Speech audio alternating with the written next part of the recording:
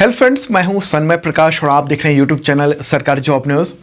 देखिए, उत्तराखंड के सिलक्यारा टनल में जो लोग फंस गए थे 41 मजदूर, उनको पारंपरिक तकनीक से ही बाहर निकाला गया है। रैट होल माइनिंग कहते हैं उसको। और जो रैट माइनर्स थे उन लोगों ने चूहे की तरह खोद डाला और जो मजदूर फंसे हुए थे वहाँ तक वो लोग पहुँच गए और उनको सेफली बाहर निकाल लिया गया है। 17 दिन तक तमाम तकनीकें इस्तेमाल की गई, लेकिन लास्ट में ये तकनीक काम आई जो कि भारत के पारंपरिक है और दुनिया भर के अखबारों में इसकी चर्चा है, इस रैट होल माइनिंग टेक्निक के बारे में। तो ये सबसे महत्वपूर्ण है, इसके पर जो डिटेल बताएंगे हम आपको। तो उसमें मैप देंगे, 3D मैप, इसके अलावा एनिमेशन और तमाम जो रेस्क्यू वीडियो था वो भी बताएंगे आपको, दिखाएंगे आपको। ओके, और भी कई सारे टॉपिक्स हैं, उन सब पर भी एक एक करके हम लोग चर्चा करेंगे। तो शुरू करते हैं दोस्तों। और सबसे पहले इन्फॉर्म कर दूं कि जनवरी से लेकर नवंबर तक का अब तक का मैराथन वीडियो अवेलेबल है। अगर आपने नहीं देखा है तो देखिएगा ज़रूर, इस वीडियो के डिस्क्रिप्शन में इसका लिंक दिया हुआ है और इसके ज़रिए PDF भी मिल जाएगा आपको, लेकिन उसके लिए मेंबरशिप लेना होता है। ओके, तो शुरू करते हैं और पहला क्वेश्चन लेते हैं। उत्तराखंड के सिलक्यारा टनल में फंसे 41 मजदूरों को किस पारंपरिक तकनीक से बाहर निकाला गया?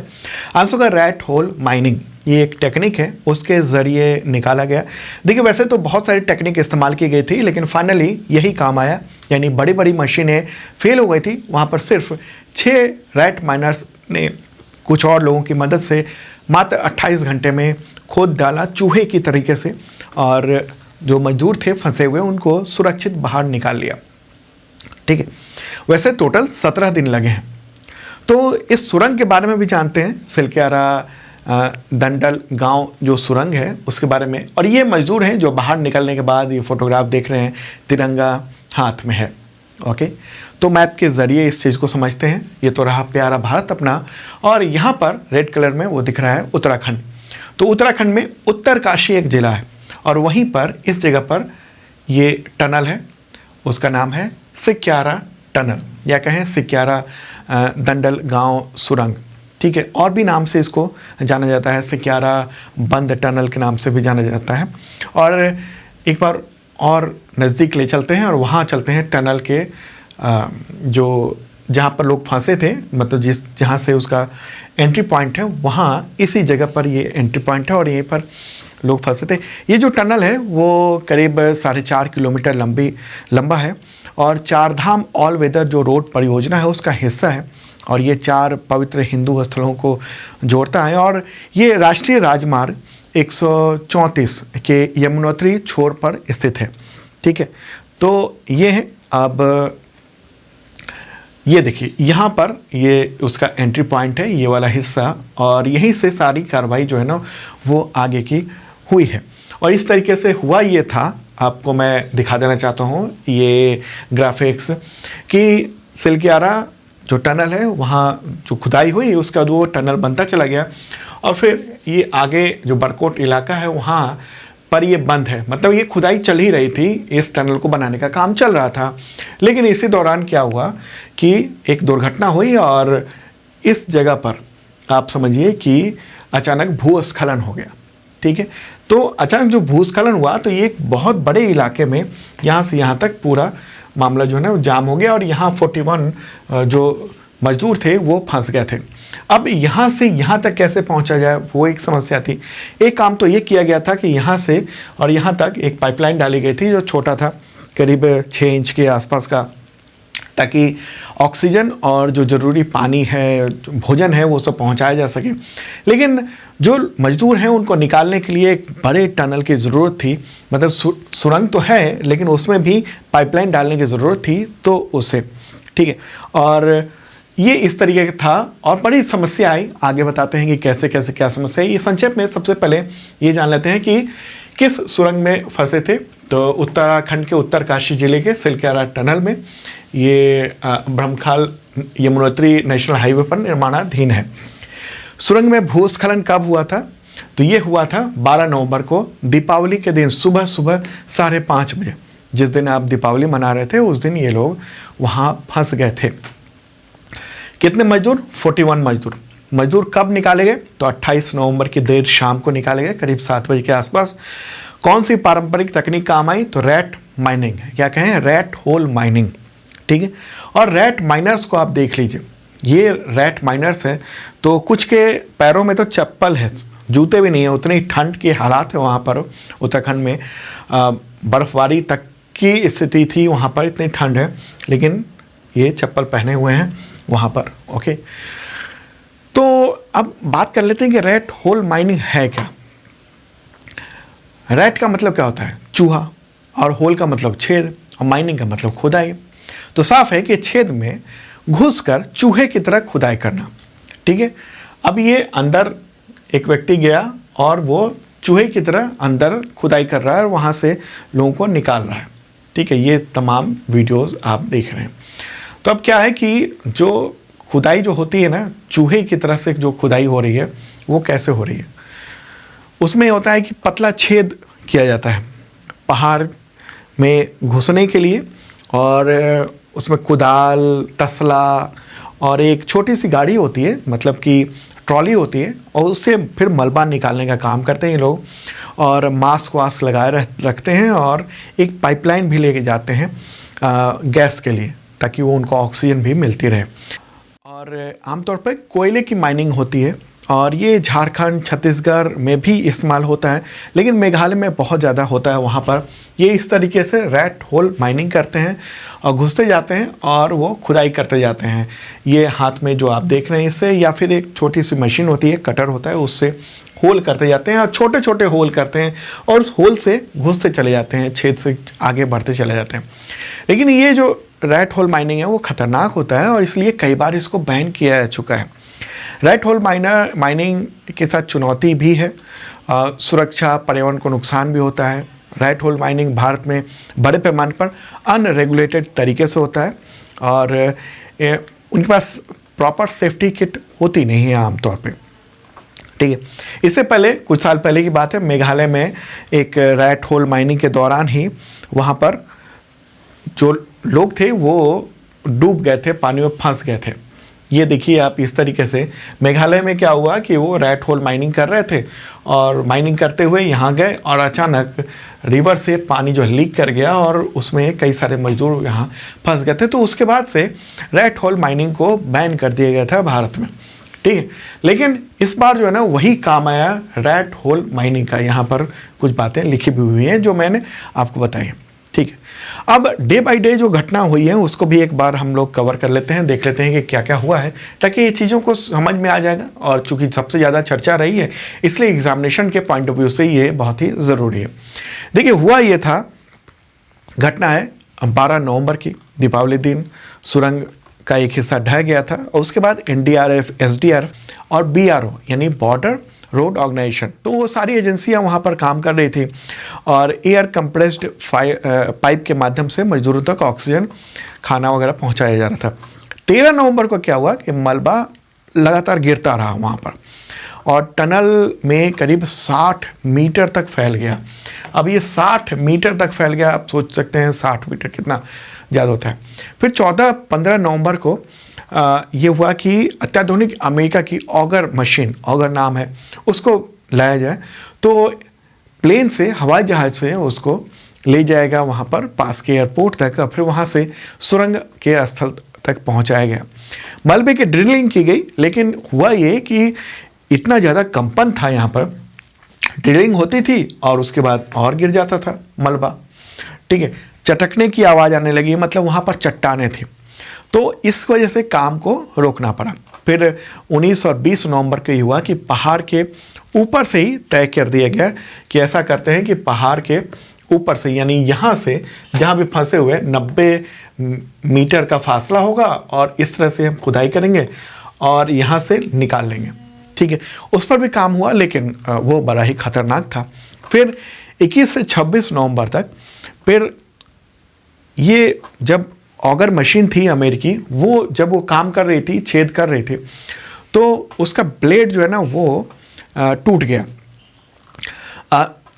लोगों को लगा कि केवल पत्थर और मिट्टी वगैरह है, तो ऑगर मशीन से उसको काट के और निकाल लिया जाएगा, लेकिन वहाँ पर अंदर में जो है ना गार्डर भी पड़े हुए थे, लैटिस गार्डर कहते हैं, मतलब कि जो सुरंग बनाई जा रही है तो एक प्लेटफॉर्म भी बनाया जाता है रेलवे ट्रैक की तरह, ताकि वहाँ से सामान को, जो भी मलबा है उसको जब खुदाई करते समय उसको बाहर निकाला जा सके। तो वो भी था और वो उलझ गया था वहाँ, और जो ऑगर मशीन थी वो वहीं पर फंस गए थे।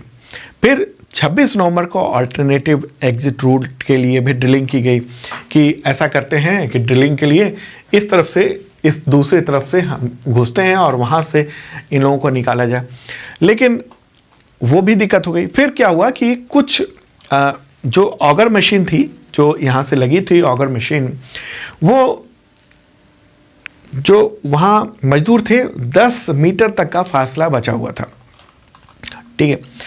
फिर उसके बाद रैट माइनर्स को बुलाया गया। रैट माइनर्स ने खोदा और फिर वहाँ रास्ता पूरा बनाया, ठीक है। तो रैट माइनर्स के बारे में तो मैंने बताया ही, ये सब रैट माइनर्स हैं।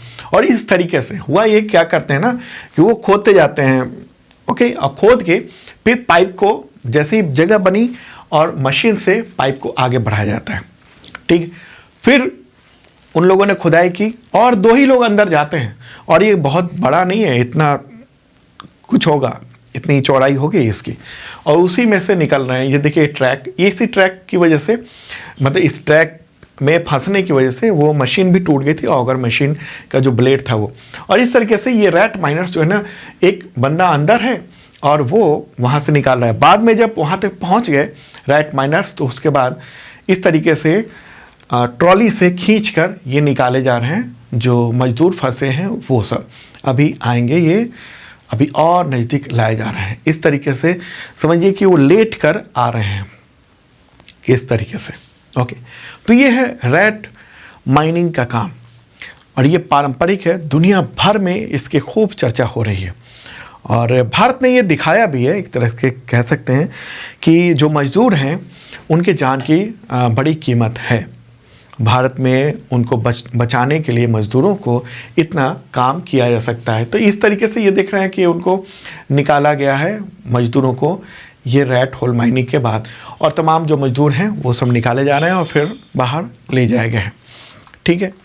तो ये पूरा है। और इस टीम में कौन कौन थे? नसीम, नासिर, ये सब मेंबर थे, और इसका जो लीडर था ना वो वकील हसन नाम था उसका, ठीक है। टोटल मिलाकर 12 लोग काम करते थे, 6 रैट माइनर्स थे और 6 और लोग थे, और इन लोगों ने काम कर दिया, लगातार काम करते थे। 2 लोग उस पाइप में अंदर घुसते थे, खुदाई करते थे, फिर थक के पसीने से चूर होकर, इतनी ठंड के बावजूद पसीने से चूर हो जाते थे, फिर निकलते थे। फिर दूसरा मजदूर जाता था, वो काम करता था, फिर वो सारे जो चीज़ें हैं, जो मलबा है, उन सबको निकालने का काम होता था, ठीक है। तो इस तरीके से ये आप देख रहे हैं कि जब वहाँ तक पहुँच गया, फिर उसने विक्ट्री का भी साइन उस मजदूर ने दिखाया है, ओके। और इस दौरान ऐसे ही नहीं हुआ, वहाँ पर बहुत सारे लोहे के रॉड भी मिले, उनको काटना पड़ा, बहुत सारी ऐसी चीज़ मिली जिसको तोड़ना पड़ा, और कुछ कटर मशीन भी वो लोग ले गए थे अंदर इन सब काम के लिए, ठीक। तो एक महत्वपूर्ण बात है, और जो काम ये हुआ है रैट माइनर्स के द्वारा, वो शानदार काम है, ठीक है। तो मुझे लगता है पूरी बात आप समझ चुके होंगे। इसका PDF भी मैंने दे दिया है इस वीडियो के डिस्क्रिप्शन में, आप चेक कर लेना, और एक एक बात वहाँ पर लिखी हुई है। अब उत्तराखंड की बात कर लें। मुख्यमंत्री हैं वहाँ के पुष्कर सिंह धामी, गवर्नर हैं lieutenant general retired Gurmeet Singh, राजधानी है देहरादून और गैर सैन। आगे बढ़ते हैं दोस्तों। और हाँ, आपको बताऊं कि अगर आप तमाम एग्जामिनेशन की तैयारी कर रहे हैं तो ये मेंबरशिप प्लान आपके लिए है, और इसके ज़रिए आपको 365 दिनों तक, यानी अगले 1 साल तक करंट अफेयर्स की तैयारी का मौका मिलता है, PDF मिलता है, और मॉक टेस्ट वगैरह का देने का मौका मिलता है। PDF जो है ना वो वीकली, मंथली, क्वार्टरली, ईयरली होता है, वो भी कई तरीके के 1 लाइनर MCQ विद नोट्स होता है, और आप मॉक टेस्ट दे सकते हैं करंट अफेयर्स का डेली, वीकली, मंथली, ताकि तैयारी कैसी है वो सब पता चल सके। और इसी मेंबरशिप प्लान के ज़रिए इतने तरह के एग्जामिनेशन के टेस्ट सीरीज़ भी अवेलेबल हैं, उसमें सभी सब्जेक्ट के क्वेश्चंस होते हैं, ठीक है। चाहे वो UPSC हो, BPSC हो, BPSC का टीचर का एग्जामिनेशन हो, SSC GD का जो बड़ी भर्ती निकली है उसका है, UPPSC का और भी तमाम एग्जामिनेशन के, एसएससी के तमाम एग्जामिनेशन, तो उन सब के भी टेस्ट सीरीज अवेलेबल है। देखिएगा ज़रूर इस वीडियो के डिस्क्रिप्शन में। और बहुत मामूली सा प्राइस है इसका, और एक चैट नंबर भी है, व्हाट्सएप पर आप कांटेक्ट कर सकते हैं। चलिए आगे बढ़ते हैं, अगला क्वेश्चन लेते हैं। और हाँ, पसंद आ रहा हो तो लाइक बटन दबा देना और शेयर कर दीजिए तमाम दोस्तों को, ताकि सबको पता चल सके कि कैसा ये रैट माइनिंग होती क्या है। तो क्वेश्चन होगा अगला, बुकर प्राइज 2023 किसने जीता है? आंसर होगा पॉल लिंच। किस उपन्यास के लिए? तो प्रॉफिट सॉन्ग नाम से एक उपन्यास है उसके लिए। और 26 नवंबर को लंदन में ये अवार्ड जो है ना उनको मिला है। प्रॉफिट सॉन्ग नाम का एक उपन्यास है, ये है प्रॉफिट सॉन्ग नाम का उपन्यास, और उसके लिए बुकर प्राइज़ जीतने वाले ये 5वें आयरिश लेखक हैं। ठीक है, आयरिश हैं ये, आयरलैंड के ये रहने वाले हैं। तो बुकर प्राइज़ जो है ना वो अलग अलग तरीके का होता है। एक बुकर प्राइज़ होता है और एक इंटरनेशनल बुकर प्राइज़ होता है। अब बुकर प्राइज़ जो है वो सिंगल वर्क ऑफ फिक्शन के लिए विश्व की का जो साहित्यिक पुरस्कार है वो, और अंग्रेजी भाषा में लिखी गई और यूनाइटेड किंगडम और आयरलैंड में प्रकाशित जो फिक्शन है उसके लिए दिया जाता है। जबकि जो इंटरनेशनल बुकर प्राइज़ है वो दुनिया भर में जो बेहतरीन सिंगल वर्क काम है अलग अलग भाषाओं में जो भी है, तो उसका अगर अंग्रेजी में अनुवाद किया गया, ट्रांसलेशन किया गया और उसको यूके आयरलैंड में भी प्रकाशित किया गया, तो उनमें से चुना जाता है इंटरनेशनल बुकर प्राइज़। ठीक है, तो 50,000 पाउंड भी मिलता है इस दौरान। आगे बढ़ते हैं दोस्तों, अगला क्वेश्चन लेते हैं। रासायनिक युद्ध के सभी पीड़ितों के लिए स्मरण का एक यादगार दिवस कब मनाया जाता है? आंसर होगा 30 नवंबर को। ठीक है, 30 नवंबर को। अगला क्वेश्चन लेते हैं, खेलो इंडिया पैरा गेम्स 2023 के शुभंकर का नाम बताएं। आंसर होगा उज्ज्वला। क्या नाम है? उज्ज्वला। तो केंद्रीय युवा मामलों के जो खेल मंत्री हैं, युवा मामले और खेल मंत्री, केंद्रीय युवा मामले और खेल मंत्री अनुराग ठाकुर, तो उन्होंने खेलो इंडिया पैरा गेम्स के लिए लोगो और शुभंकर का अनावरण किया है। ओके, तो शुभंकर ये है और इसका नाम क्या है? उज्ज्वला। ठीक है, तो उज्ज्वला जो है वो गौरैया है, और दिल्ली में जो गौरैया हैं उनको एक तरह से उनके बारे में जागरूकता बढ़ाने और पर्यावरण के लिए कितने हेल्पफुल हैं, इन सब के लिए ये नाम या कहें शुभंकर ये रखा गया। अच्छा, जो खेलो इंडिया गेम्स तो होता ही है, लेकिन ये खेलो इंडिया पैरा गेम्स जो है ना वो पहली बार आयोजित किया जा रहा है और दिल्ली में आयोजित किया जाएगा 10 से 17 दिसंबर तक। अगला क्वेश्चन लेते हैं।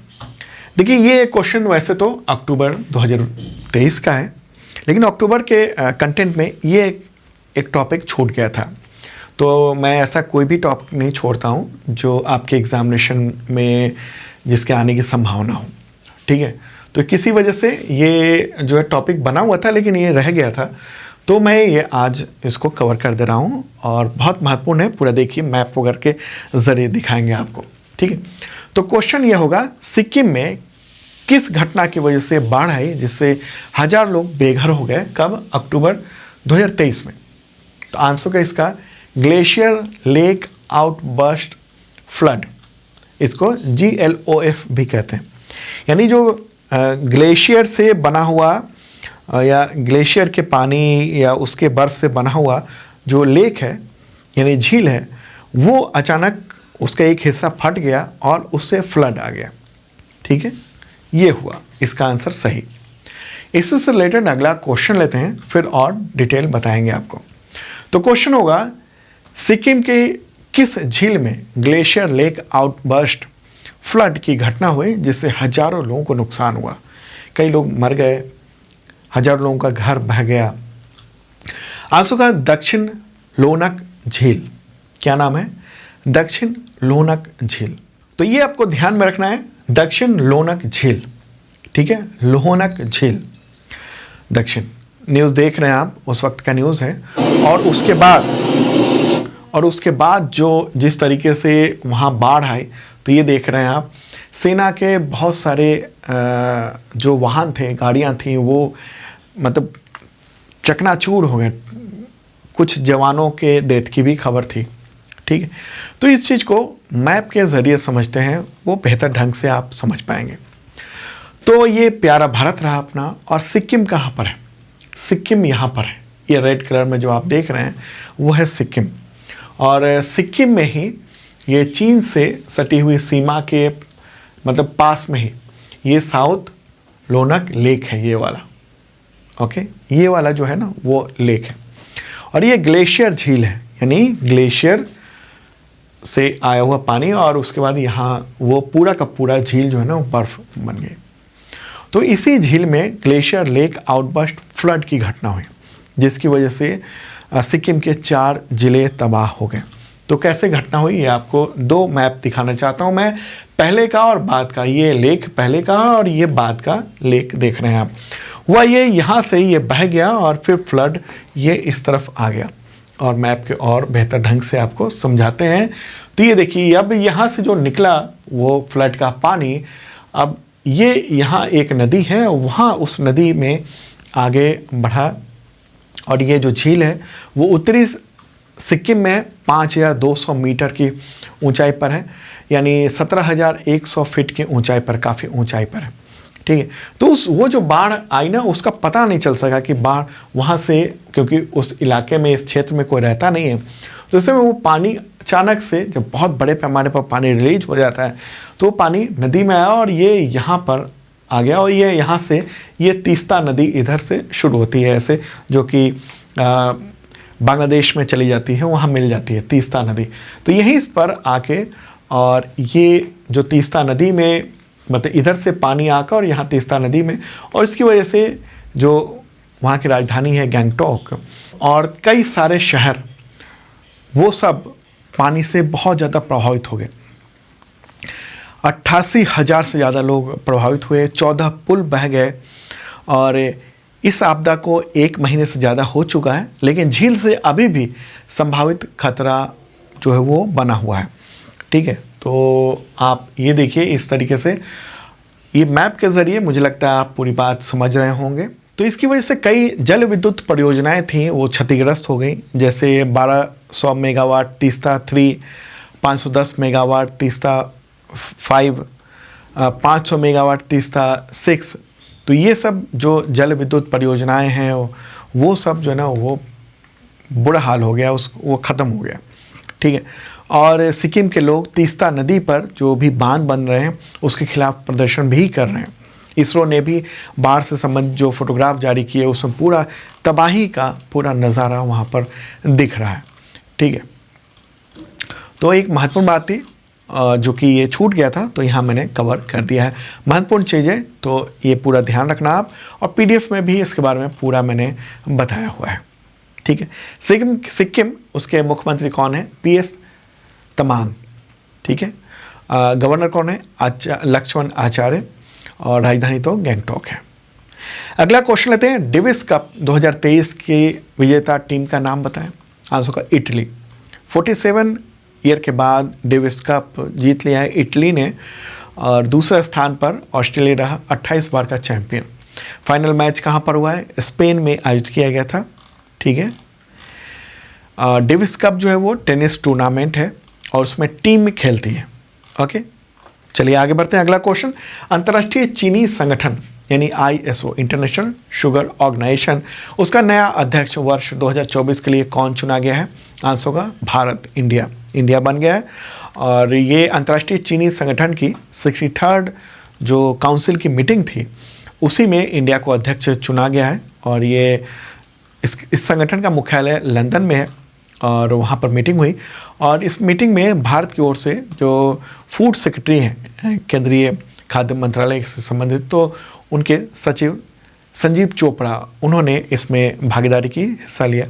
अंतर्राष्ट्रीय चीनी संगठन जो है ना उसकी स्थापना हुई थी 1968 में, मुख्यालय तो लंदन में है, और एक इंटर गवर्नमेंटल यानी अंतर सरकारी संगठन है, और इसको 1968 के जो अंतर्राष्ट्रीय चीनी समझौता हुआ था उसके द्वारा ये प्रशासित किया जाता है, और इसके मेंबर 88 कंट्री हैं। ठीक है, दुनिया में चीनी को लेकर कैसे नीति बननी चाहिए, चीनी को लेकर जो रेट हैं वो किस तरह से डिसाइड होने चाहिए, और चीनी की मांग और आपूर्ति की क्या स्थिति है, चीनी के उत्पादन कैसे बढ़े, उस सब के लिए तमाम काम करता है ये संगठन। ठीक है, चलिए अब आगे बढ़ते हैं। अगला क्वेश्चन लेते हैं, वर्ष 2022 के लिए इंदिरा गांधी शांति पुरस्कार किन्हें प्रदान किया गया है अभी नवंबर में? आंसर का ए और बी दोनों, यानी इंडियन मेडिकल एसोसिएशन यानी IMA और trend nurses association of India. तो इन दोनों संगठनों को ये दिया गया है। क्यों दिया गया है इन दोनों संगठनों को? क्योंकि कोविड-19 के दौरान जो इन लोगों ने काम किया था, IMA और जो नर्सेस हैं, तो उन सब ने उसकी वजह से उनको ये अवार्ड दिया गया।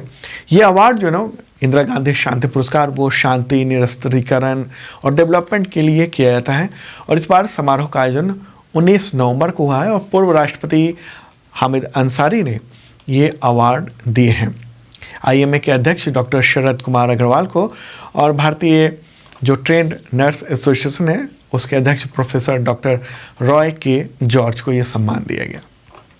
अगला क्वेश्चन, अंतर्राष्ट्रीय मानव एकजुटता दिवस कब मनाया जाता है? आंसर होगा 29 नवंबर को।